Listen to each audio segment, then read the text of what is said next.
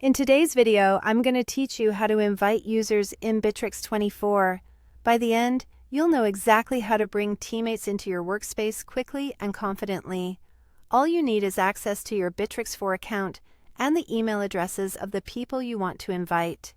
If you're an admin or have permission to add users, this will be straightforward.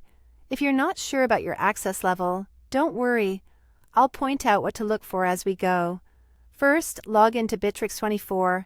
Open your browser or app and sign into the workspace you use for your organization.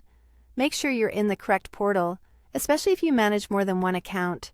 It's a good idea to double-check you're on the right page before proceeding, since invitations will be tied to the specific workspace you're currently in. Once you're in, give the interface a moment to load, so all the menus populate properly. Next, look for the Invite button on the top menu. It's placed where you can easily reach it, so you don't have to dig through settings. If you see the invite option right away, you're good to go.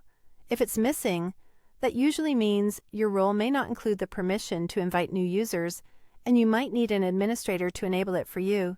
But in most cases, you'll see the invite button clearly at the top. Now, enter the user's email address. Type it carefully to avoid typos, because the invitation will be sent directly to that address. If you're adding more than one person, you can enter multiple addresses one after another, depending on your organization's preferences. It's smart to use work emails whenever possible, so your colleagues can access the message and sign in without confusion. Finally, click Send Invitation. Bitrix24 will email the recipient with a secure link to join your workspace. Let your colleagues know to watch their inbox and remind them to check the spam or promotions folder if they don't see the message right away.